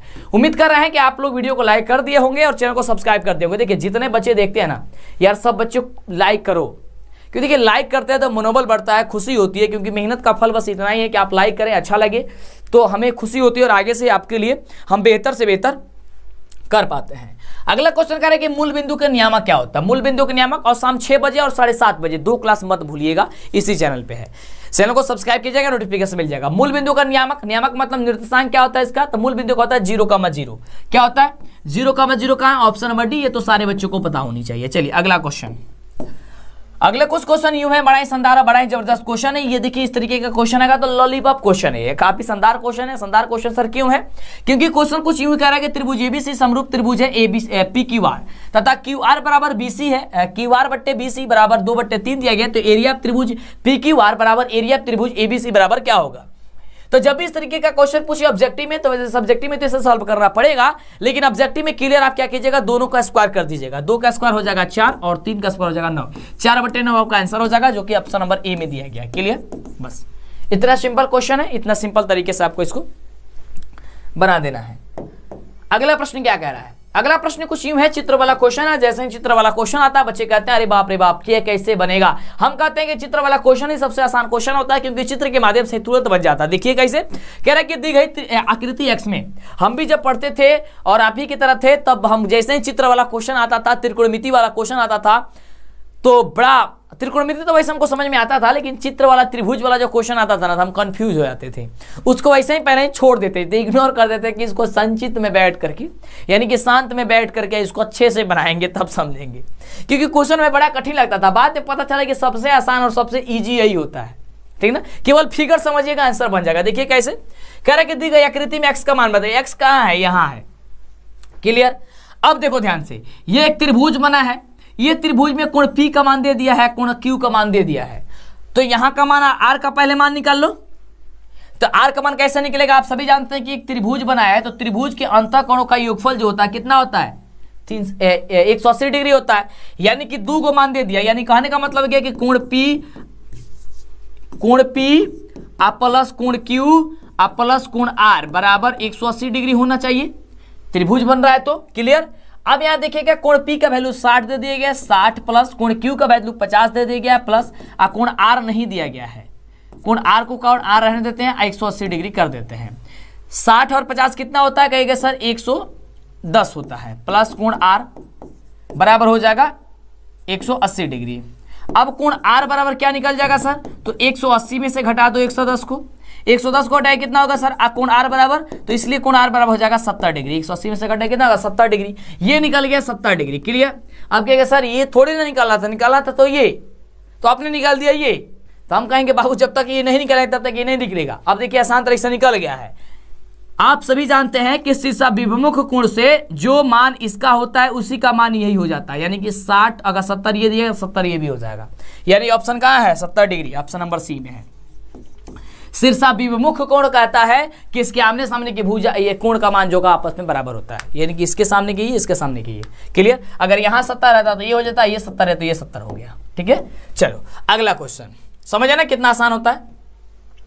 अगला क्वेश्चन कुछ यूं है, बड़ा जबरदस्त क्वेश्चन, ये देखिए ये सबसे शानदार है और छप जाएगा क्वेश्चन आपके एग्जाम में, रट लो। एक क्वेश्चन तो यहाँ से 1 नंबर तो आपके एग्जाम में आ गया।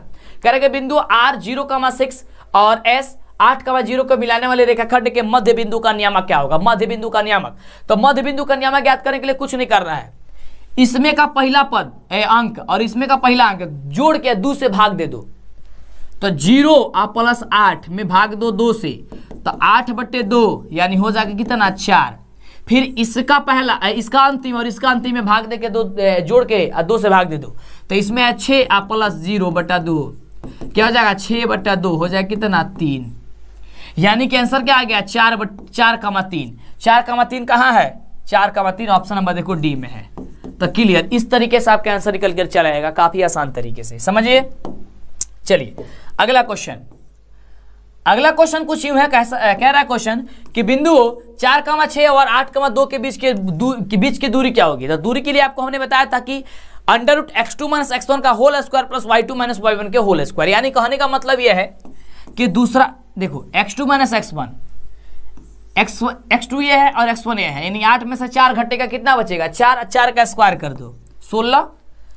अब इसके y2 - y1, y2 क्या है 2 और 2 में से 6 को घटा दो, तो 2 में से 6 को घटा क्या होगा -4 -4 का स्क्वायर करेगा हो जाएगा क्या हो जाएगा -4 का स्क्वायर हो जाएगा, हो जाएगा ये भी 16।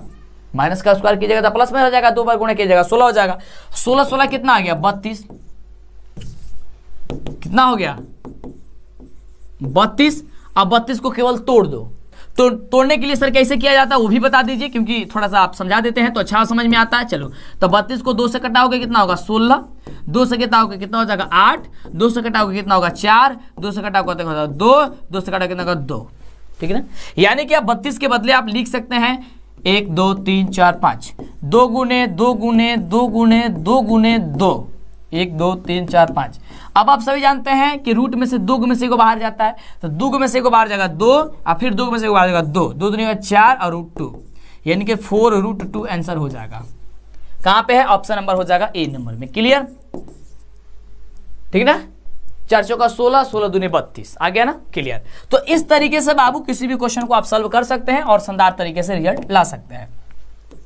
ये तो क्वेश्चन एक छपेगा आपके एग्जाम में। क्वेश्चन कुछ यूं है कि sine square 60 degree plus cos square 60 degree का वैल्यू क्या होता है। तो देखिए यहाँ पे भी थीटा का मान बराबर है, यहाँ पे भी थीटा का मान बराबर है। तो आप एक सूत्र पढ़े थे, क्या पढ़े थे सर, पढ़े थे आप लोग कि sine square 60 degree sine square theta into plus cos square theta बराबर होता है 1। तो यानी कि थीटा का मान बराबर होगा, तो यहाँ पे बराबर है, तो यानी कि हो जाएगा 1। तो यहाँ पे हो जाएगा ऑप्शन नंबर सी, आ गया 1।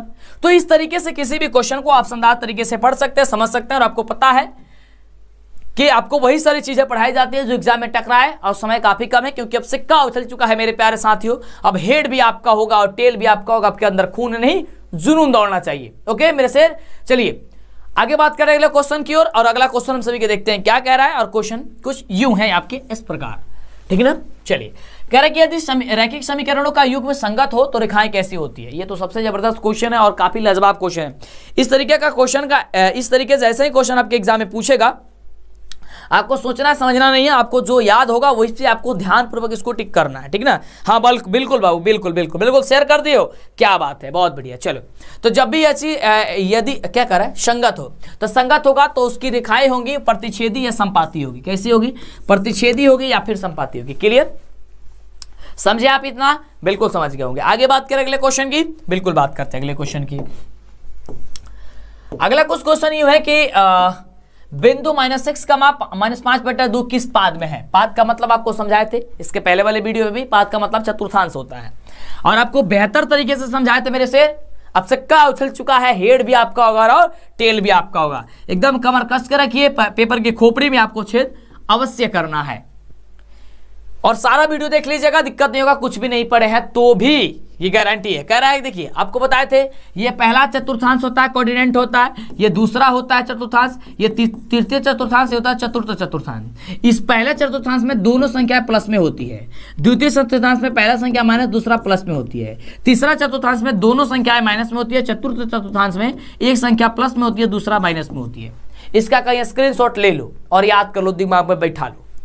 यहां पे क्या है, दोनों संख्याएं माइनस में है। दोनों संख्या किस में माइनस होती है, तृतीय में, ठीक ना, तृतीय में। तो तृतीय कहां हो जाएगा, ऑप्शन नंबर सी।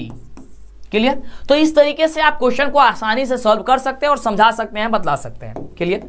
आगे बात करते हैं। अगला क्वेश्चन कुछ यूं है कि त्रिभुज पी क्यू आर में भुजा क्यू आर को बिंदु एस तक इस प्रकार बढ़ाया गया है कि कोण पी आर एस बराबर 120 डिग्री है और कोण क्यू पी आर बराबर 63 डिग्री है, तो कोण पी आर क्यू का मान क्या होगा। अब इस तरीके के जैसे ही क्वेश्चन आता है बच्चे सारे कंफ्यूज हो जाते हैं कि बनेगा कैसे। सबसे रसगुल्ला काफी आसान क्वेश्चन है, समझिए जो क्वेश्चन कहता है उसको बनाइए। कह रहा है कि एक त्रिभुज है पी क्यू आर, तो आइए हम एक त्रिभुज बनाते हैं। ये हम सभी का एक बन गया त्रिभुज पी क्यू और आर। कह रहा है कि क्यू आर भुजा को एस तक बढ़ाया गया है। ये जो भुजा है ना,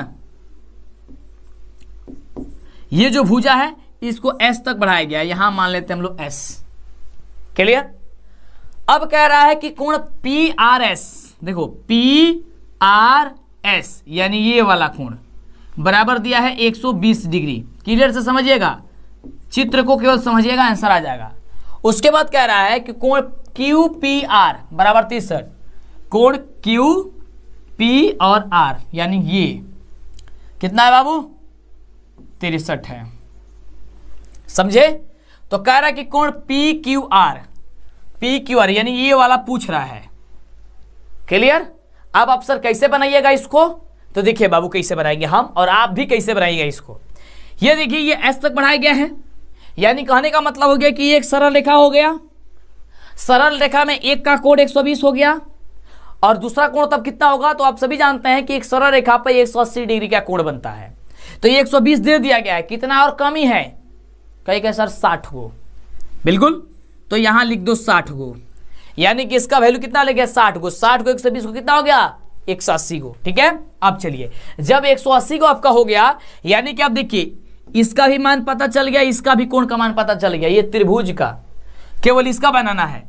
तो आप सभी जानते हैं त्रिभुज के अंतः कोण का फल कितना होता है 180 डिग्री। तो जो दो को कोण पता चल गया है, यानी कि कोण P प्लस कोण Q प्लस कोण R बराबर 180 डिग्री होना चाहिए। त्रिभुज के अंतः कोणों का फल 180 डिग्री। कोण P बराबर 63 डिग्री प्लस कोण Q पता नहीं है, निकालना ही है। कोण R बराबर कितना दिया है, कहिएगा सर कोण R बराबर दिया गया है 160 डिग्री। 60 डिग्री थोड़ी ना है, 60 डिग्री है केवल, माफ कीजिएगा केवल 60 डिग्री, ठीक ना, केवल 60 डिग्री है, ठीक ना। गलती से बोल दिए होंगे कभी तो याद कर लेना। बराबर कितना हो जाएगा 180 डिग्री। अब जोड़ो इसको, 63 को और 60 को कितना होता है, तो कहिए कि सर 63 और 60 को 123 को होता है। अब प्लस क्या हो जाएगा कोण Q बराबर क्या हो जाएगा 180 डिग्री। क्लियर। कोण Q बराबर कितना होता है 180 माइनस 123, तो कोण Q बराबर आंसर वाकई निकल के क्या आएगा 180 में से 123 को घटा दो, 10 में से 3 जाएगा, कितना बचेगा सर 7 बचेगा। यहां बच गया कितना 7, 7 में से 2 गया कितना बचेगा सर, 7 में से 2 गया सर 5 बचेगा, यानी कि सर 57 निकल के आएगा। हम ही कहेंगे बहुत बढ़िया मेरे शेर मेरे रसगुल्ले, इसका 57 आ जाएगा आंसर। कहां पे दिया गया है, ऑप्शन नंबर बी में दिया गया है। तो क्या आपका राइट जवाब हो जाएगा, हाँ सर राइट जवाब हो जाएगा। धमाल मचा दोगे, हाँ सर मचा देंगे, बिल्कुल मेरे शेर। अगला देखिए क्वेश्चन, अगला क्वेश्चन कुछ यूं है, बड़ा ही जबरदस्त, बड़ा ही शानदार, बड़ा ही लाजवाब धमाल क्वेश्चन है कि यदि किसी त्रिभुज के कोण का समद्विभाजक विपरीत भुजा को समद्विभाजित करता है तो वह त्रिभुज कैसा होगा। क्वेश्चन क्या है, यदि किसी त्रिभुज के कोण का समद्विभाजक विपरीत भुजा को समद्विभाजित करता है तो वह त्रिभुज कौन सा होगा, तो वह समद्विबाहु त्रिभुज होगा। कैसा त्रिभुज होगा, याद कर लो, दिमाग में बैठा लो कि सर वह समद्विबाहु त्रिभुज होगा। क्लियर मेरे शेर, बहुत बढ़िया बाबू। चलिए बात करते हैं अगले नंबर क्वेश्चन की ओर बढ़ते हैं, देखते हैं क्वेश्चन क्या कह रहा है।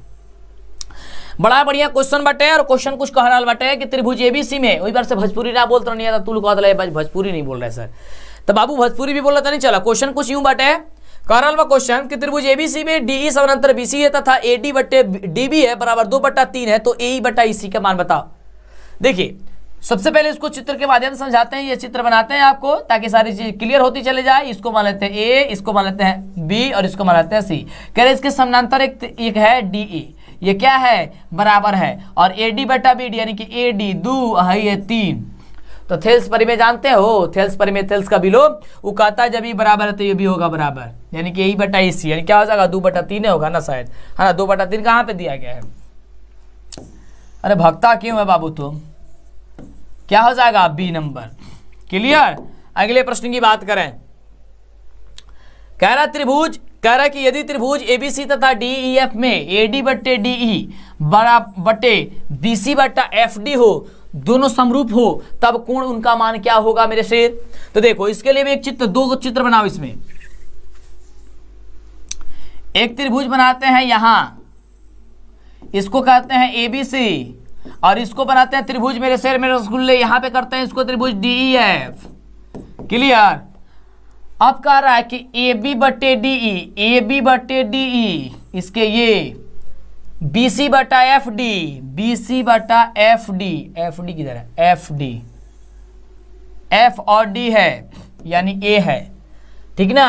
तो कह रहा है कि समरूप कौन सा होंगे यहाँ, मतलब इसका कोण कौन सा बराबर होगा, बताइए नीचे कमेंट कीजिए। इतना तक आपको हिंट्स कर दिया हमने, और इसके आगे बताना। हाँ बहुत बढ़िया, लाइक कर दिए हो, क्या बात है, बहुत बढ़िया बाबू। जितने लोग भी नहीं किए हैं कर दीजिएगा, चैनल को सब्सक्राइब करके शेयर कर दीजिएगा।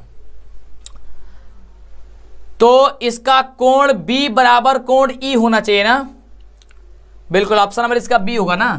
क्लियर। चलो अगला देखिए।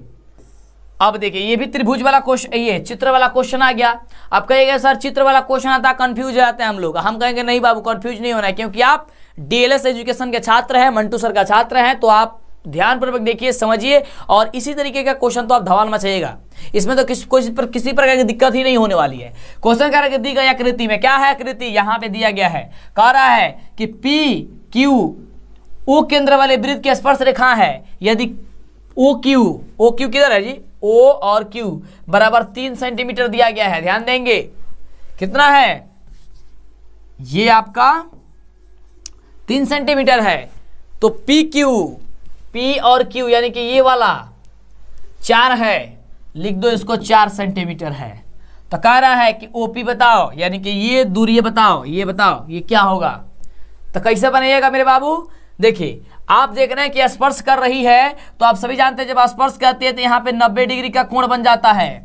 क्या बनता है, 90 डिग्री का कोण बनता है, यानी ये हो गया 90 डिग्री। क्लियर।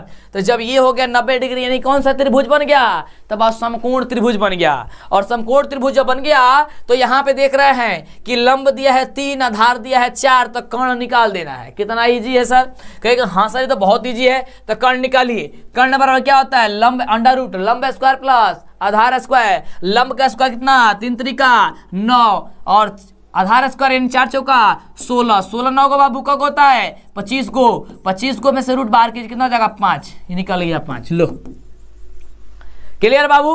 तो इस तरीके से आपको वही सारी क्वेश्चन, वही सारी तरीका और वही सब चीज बताया जा रहा है जो एग्जाम में पूछे, और आसान तरीके से किसी भी क्वेश्चन को आप सॉल्व कर दे और दिक्कत ना हो। क्लियर।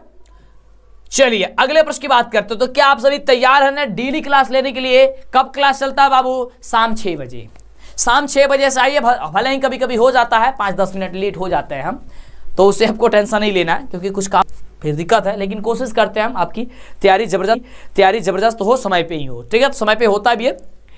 तो यहाँ पे क्वेश्चन कुछ यूं है, तो आप लोग जरूर जुड़िए, 7:30 बजे भी जुड़िए इसके बाद, ठीक है ना। 7:30 बजे क्लास चलेगा, इसी पे भी बहुत ही जबरदस्त, वो आपका साइंस का चलेगा। इसके बाद कह रहे कि एक्स से एक बिंदु P 8,12 की दूरी क्या होगी, एक्स अक्ष से दूरी। तो बाबू जब भी एक्स अक्ष से दूरी पूछेगा तो वाई निर्देशांक आंसर हो जाएगा, यानी कि एक्स अक्ष से दूरी क्या हो जाएगा, ये हो जाएगा। एक्स का मान ये होता है, एक्स अक्ष से दूरी क्या हो जाएगा 12, हो जाएगा 12 इकाई, बस क्लियर।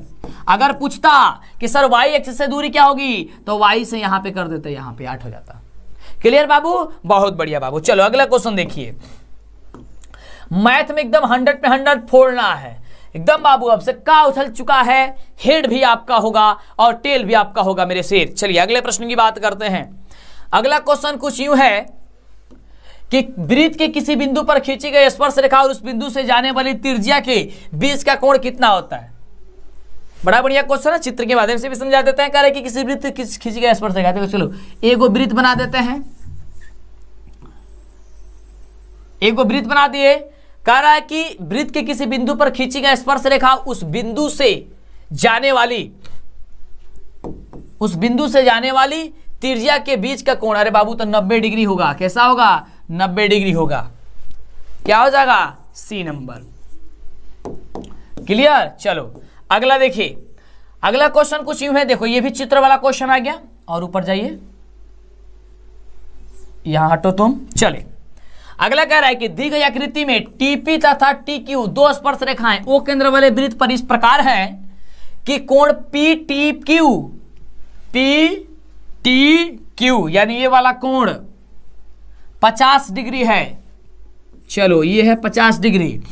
तो कह रहा है कि कोण ओ पी क्यू, कहा जी ओ नहीं पी ओ और क्यू पूछ रहा है क्या होगा, यानी ये वाला टोटल पूछ रहा है। क्लियर? तो ध्यान दीजिए यहां पे इसको हम एक रचना करेंगे, इसको एक समद्विभाजित करने वाली एक रेखा खींच देंगे। क्लियर?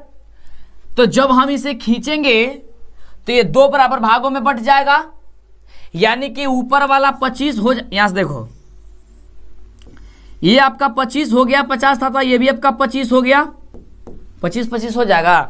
क्लियर? और ये आप सभी जानते हैं स्पर्श रेखा करती है तो यहाँ 90 डिग्री का कोण बनता है। कहेंगे कि हाँ सर 90 डिग्री का कोण बनता है। अब देखिए ये कोई त्रिभुज बन गया कि नहीं बन गया? कहेंगे कि हाँ सर ये तो त्रिभुज बन गया। जब आपका एक त्रिभुज बन गया तो आइए अब यहाँ पे समझिए, यहाँ का कोण पता चल गया, यहाँ का पता चल गया। तो हम सभी जानते हैं समकोण त्रिभुज का अंतःकोण का एक कितना 180 डिग्री। यहाँ पे हो जाए कितना 25 और यहाँ पे हो जाएगा 90, यानी कि 25 को और 90 अब प्लस कोण क्या हो जाएगा ये वाला, ये आधा वाला कोण, ठीक ना। इसको मान लेते हैं x बराबर कितना हो जाएगा 180 डिग्री। तो 25 और 90 कितना हो गया 5 और 9 2 11, 115 प्लस x बराबर कितना 180 डिग्री।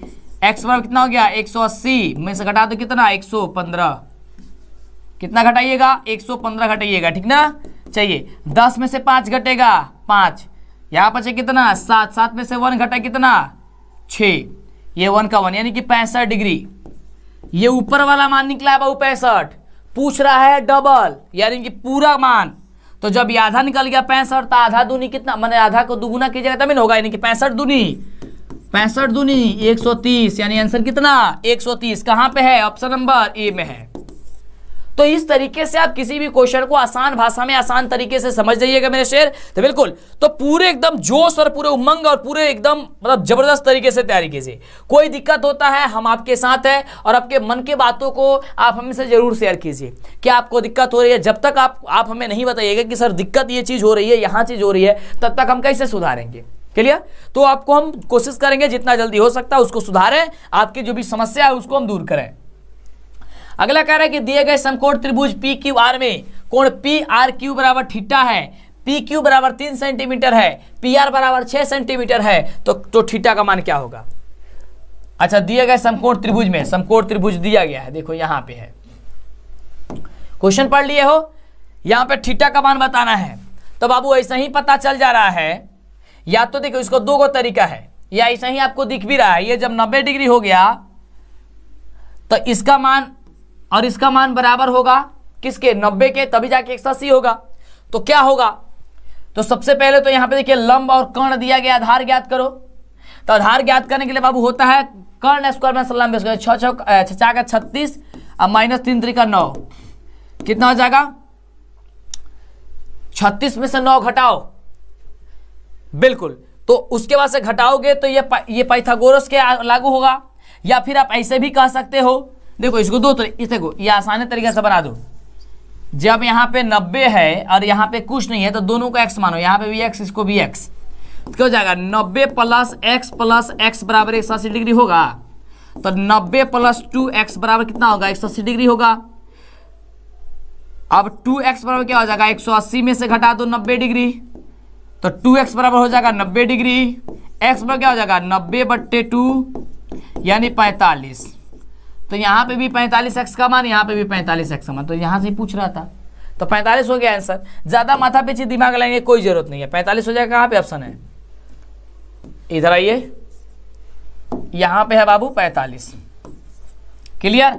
चलिए आगे बात करते हैं अगले क्वेश्चन की। अगला क्वेश्चन क्या कह रहा है, ये देखिए 40 नंबर क्वेश्चन पे हम लोग फटाफट से पहुंच चुके हैं और पता भी नहीं चला कि हम लोग 40 नंबर क्वेश्चन पे पहुंच चुके हैं और इतने देर से भी पढ़ रहे हैं। तो इतना मजा आता है गणित पढ़ने में और पढ़ाने में। कह रहा है कि यदि tan a बराबर 3/4 है तो cos a बताइए। तो tan a बराबर सब कोई क्या जानता है, लंब बटा आधार होता है। tan a बराबर सब जानते हैं कि लंब बटा क्या होता है, आधार होता है। यानी कि कर्ण पता करनी है तो कर्ण बराबर होता है लंब स्क्वायर प्लस का आधार स्क्वायर। आधार स्क्वायर लंब स्क्वायर यानी कि 3 का स्क्वायर हो जाएगा 9, आधार स्क्वायर 4 चौका 16, 16 9 कितना होता है 25 होता है। 25 का करिएगा तो 5 होगा, रूट से बाहर कीजिएगा तो 5 निकल गया। जब 5 निकल गया यानी कि कर्ण का मान निकल गया ना जी। कह रहा है कि cos a बराबर आधार बटा कर्ण, आधार बटा कर्ण। तो आधार का मान कितना है 4/5, 4/5 क्या है आंसर, ऑप्शन है option number B number. Clear. तो इस तरीके से आप लोग फटाफट से बना सकते हैं। अगला देखिए, ये देखो इस तरीके का क्वेश्चन आगे ही बताए थे, बोले थे कि इस तरीके का जैसा ही क्वेश्चन आएगा आपको कुछ सोचना समझना नहीं है, केवल एक पे टिक कर देना है। cot 44 डिग्री बटे tan 46 डिग्री का वैल्यू क्या होगा, तो कुछ नहीं कर रहा है, फटाफट से 1 पे टिक कर देना है। या फिर बनाना चाहे तो बना सकते हैं। देखो cot जो है इसको चेंज कर लो, cot 90 माइनस क्या हो जाएगा 46 डिग्री और नीचे tan है 46 डिग्री। cot 90 माइनस थीटा होता है किसके, tan थीटा के। तो tan थीटा के होता है नहीं कि tan क्या हो जाएगा 46 डिग्री और नीचे भी है tan 46 डिग्री। tan 46 से tan 46 कट गया, बचेगा 1 आंसर आ गया है। क्लियर। तो इस तरीके से आप बना सकते हैं किसी भी क्वेश्चन को। क्या अभी तक वीडियो को लाइक कर दिया आप लोग, बिल्कुल बाबू कर दिया ना, बिल्कुल पूरा वीडियो देखिए एकदम लास्ट तक।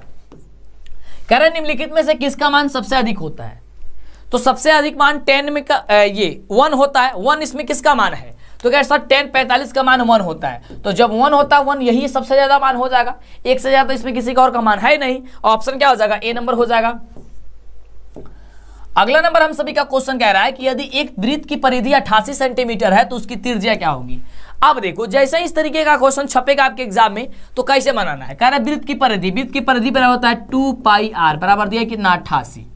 तो 2 का 2 पाई के मान होता है 22/60 इंटू आर बराबर 88 डिग्री। ठीक ना, चलिए 22 दूनी कितना हो जाएगा 44, 44/7 आर बराबर हो जाएगा 88। ठीक ना, इसके नीचे कुछ नहीं है तो 1 लगा सकते हैं या फिर इसको अभी रहने दीजिए, इसको 88 का 88 रहने दीजिए। आर बराबर क्या हो जाएगा 88 अब बटा कुछ नहीं है तो 1 लगा दो अभी। अब देखो ये जो है भाग में जाते हैं गुणा में बदल लेते हैं, ये नीचे जाएगा ना तो नीचे गुणा बदले तो ऊपर हो जाएगा 7 और नीचे हो जाएगा यहाँ पे 44। 44 दूनी 88 और 7 दूनी 14, यानी आर का वैल्यू हो गया कितना 14। और आर को ही त्रिज्या कहते हैं, क्या कहते हैं त्रिज्या कहते हैं। तो त्रिज्या का मान निकल करके चला आया, ऑप्शन आपका हो गया बी नंबर। क्लियर। चलिए अगला देखिए, अगला मेरे शेर अगला क्वेश्चन कह रहा है कि यदि त्रिभुज PQR में आर जो है समकोण है तो यदि साइन P और Q का जो वैल्यू होगा तब आप बता दीजिए कि क्या होगा। ठीक ना। अब देखिए ध्यान से, यहां पे कह रहा है कि समकोण है, समकोण का मतलब क्या है वो 90 डिग्री है। तो 90 डिग्री जब हो गया 90 डिग्री यहां से तो 90 हो गया तो ये 45 हो गया और ये भी 45 हो गया, यानी कि ये आपका P और ये आपका Q हो गया। तो P प्लस Q कितना हो जाएगा 45 और 45 90 हो जाएगा, 90 हो जाएगा ना। यानी कि सिंपल सा ये क्वेश्चन पूछ क्या रहा है कि साइन 90 का मान क्या होता है, साइन 90 का मान। तो साइन 90 का मान क्या होता है 0 होता है। 0 कहां पे दिया गया, ऑप्शन नंबर ए में दिया गया। तो इस तरीके से थोड़ा सा क्वेश्चन घुमाएगा लेकिन आपको घूमना नहीं है और अच्छे तरीके से आपको जवाब दे देना है। अगले प्रश्न की बात करते हैं। अब देखिए ये क्वेश्चन कुछ यूं है, ध्यान दीजिएगा कि यदि α/4 बराबर 15 डिग्री हो तो 3 कोसेक अल्फा बराबर क्या होगा। जैसे इस तरीके का क्वेश्चन आता है कुछ बच्चे कंफ्यूज हो जाते हैं, कुछ बच्चे बड़ी इजी से बना देते हैं। देखिए α/4 बराबर क्या 15 डिग्री, कुछ नहीं है तो 1। अल्फा में 1 से गुणा कीजिए पहले तो अल्फा 1 अल्फा में 1 से गुणा कीजिएगा तो 1 अल्फा होगा, यानी कि अल्फा होगा। और 15 चौका कितना हो गया 60, यानी कि अल्फा का मान क्या हो गया 60। जब अल्फा का मान 60 हो गया तो क्वेश्चन क्या पूछ रहा है 3 कोसेक अल्फा, अल्फा के बजाय क्या हो जाएगा 60 हो जाएगा। ठीक ना। जब 60 हो गया तो √3 कोसेक 60 का मान होता है 2/√3, क्या होता है 2/√3। तो √3 से √3 कट जाएगा, बचेगा केवल 2। कहां पे दिया गया है, ऑप्शन नंबर दिया गया है बी में। हो गया, काफी इजी है ना। तो देखिए काफी इजी होता है, थोड़ा सा घुमाया जाता है और आपसे क्वेश्चन पूछ दिया जाता है। ये देखो ये तो सबसे लॉलीपॉप क्वेश्चन है। क्वेश्चन कुछ यूं है कि यदि R1 तथा R2 त्रिज्या वाले दो वृत्त के क्षेत्रफल R1 R त्रिज्या वाले वृत्त के क्षेत्रफल के बराबर हो तो क्या होगा। तो आप सभी को याद करके रखना है कि होता है R1 square plus R2 square बराबर होता है कैपिटल R या फिर R2 स्क्वायर। केवल कहीं पे कैपिटल R देगा या फिर कहीं पे स्मॉल R को स्क्वायर कर देगा। देखो ये ऑप्शन नंबर सी में है। क्लियर। तो इस तरीके से आप इसे भी आसानी से बना सकते हैं और सीधे एग्जाम में आने वाला क्वेश्चन बाबू एक एक क्वेश्चन आपके लिए रामबाण साबित होने वाला है और आप वीडियो छोड़ के जाएंगे, क्वेश्चन नहीं देखेंगे तो नुकसान होगी आपकी, समय काफी कम है। अगला है कि साइन 90 माइनस ए किसके बराबर होता है।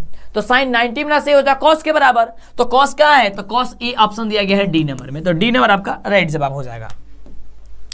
अगला क्वेश्चन देखिए, ये सबसे जबरदस्त क्वेश्चन है ये हाइट एंड डिस्टेंस का, यानी कि त्रिकोणमिति का अनुप्रयोग का। क्वेश्चन कुछ यूं है, ये क्वेश्चन आपके सब्जेक्टिव में पूछेगा 5 नंबर में कि एक 15 मीटर लंबी सीढ़ी एक ऊर्ध्वाधर दीवार पर शीर्ष तक पहुंचती है। यदि सीढ़ी दीवार से 60 डिग्री कोण पर झुकी हुई है, ये 60 डिग्री कोण बनाती है तो दीवार की ऊंचाई क्या होगी।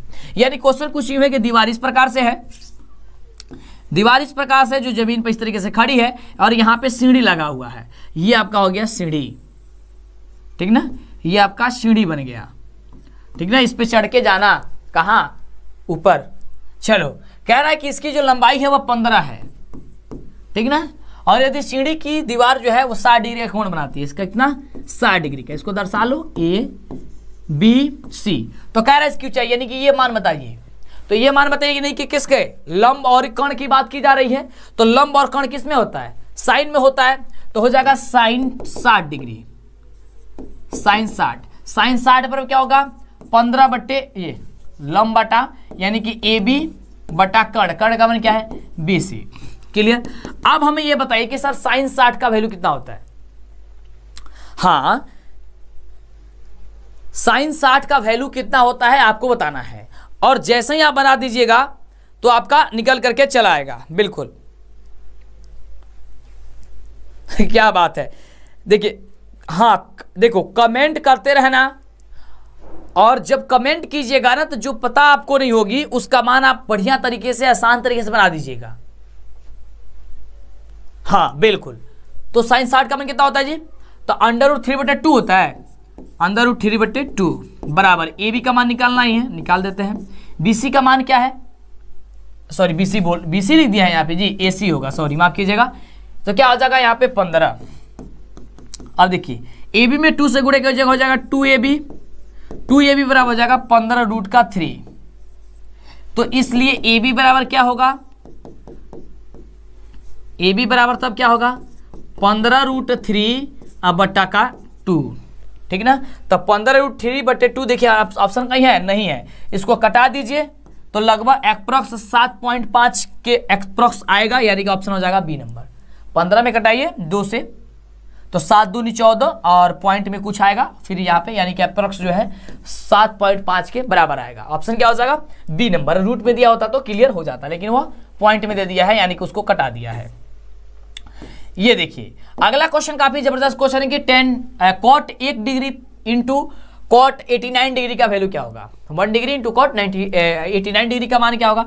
कुछ नहीं करना, काफी इजी क्वेश्चन है, काफी लाजवाब क्वेश्चन है, और इस तरीके का क्वेश्चन आएगा तो वैसे आप एक पे टिक कर दीजिएगा, लेकिन बनाना होगा तो साइन 90 ये cot 90 माइनस थीटा पे बदल करके बना लीजिएगा, ऑप्शन आपका ए होगा, ठीक ना। चलिए ये रहा आपका क्वेश्चन अगला,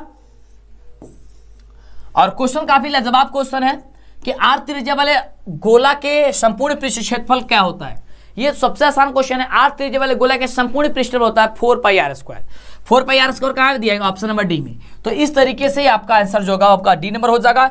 इस तरीके से आपने देखा इस वीडियो लेक्चर में, सफलता बैच के इस वीडियो लेक्चर सेकेंड में 60 नहीं 50 क्वेश्चन है ना, 50 क्वेश्चन देखा और इसके पहले 50 क्वेश्चन बताए थे, यानी कि 100 क्वेश्चन आपको याद हो गया। और जिस बच्चे को 100 क्वेश्चन कंफर्म हो गया, याद हो गया, समझिए वो धमाल हो जाएगा। तो यदि इसके पहले वाले वीडियो नहीं देखे हैं और इसके आगे वाला पार्ट नहीं देखे हैं तो देखते जाइए और ध्यानपूर्वक अपनी तैयारी जबरदस्त तरीके से करते रहिए। फिर मिलेंगे इसी तरह कमाल वीडियो के साथ नेक्स्ट वीडियो में। 7:30 बजे क्लास में ज्वाइन होइए और फिर से एक धमाल मचाइए। उसमें आपका साइंस का सबसे जबरदस्त क्वेश्चन बताया जाएगा, और डेली शाम 6 बजे और 6:30 बजे जुड़िए। वीडियो कैसा लगा जरूर बताइएगा, चैनल को सब्सक्राइब कर